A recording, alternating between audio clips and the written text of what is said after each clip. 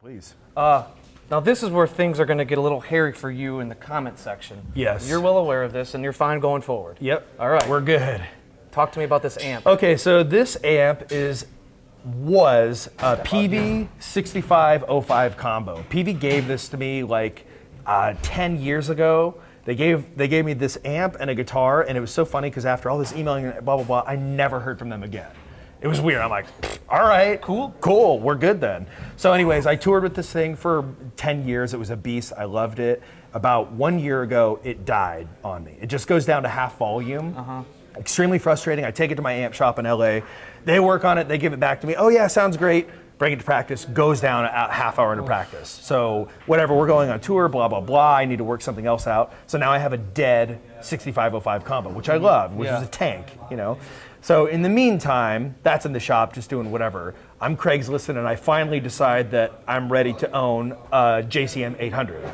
So I find a JCM 800 212 combo, single channel, not the dual channel. Take note, kids. I find the single channel for an insane price. Like, it's not even funny what this price was, and I'm not gonna say it, but it was like absurd. Yeah. And the cab was brand new. There was not one scratch on it, and it was just this, like, I don't know, like middle-aged dude in the valley that had it. And like, I'm telling you, it had never left the studio. So this is like whatever, an 80, 81, you know, like holy grail guitar amp that was brand new. So I'm like, I'll take it, you know, whatever. Get it home, and I'm like, fuck, okay, I need a case for this thing.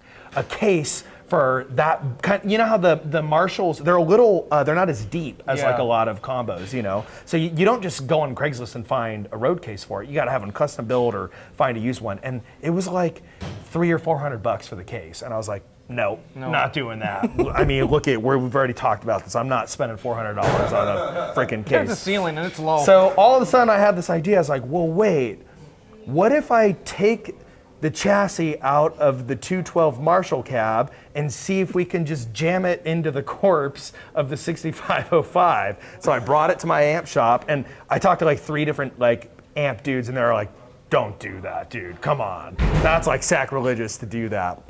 But then once I talked them all through it, and I was like, but the case, and I didn't want to put, we're talking about putting wear on guitars and stuff. Something felt really weird to me about taking a cab that was brand new from 1980 and thrashing it. Yeah. I didn't want to be the one to put that, you know, wear on it. You were gonna be though. I would have been, yeah. So anyways, so after I kind of walked my buddies through it, they're like, wait, that's a rad idea. We should do that. And so they retrofitted it in, and it just took a couple mods, and it's upside down. The only way it would fit is upside down. So it's crammed in there. And it has KT88s too for nerds at home. That's like a, as opposed to like the, you know, standard stuff that would come in there. It's a little more low end, rounder sounding, you know. So that's that amp. And then, I guess, is that the volume control? Like a master? Oh, I can't talk about that. That's a secret knob. Yeah, that's just like my crazy, like overdrive, like destroy everything knob.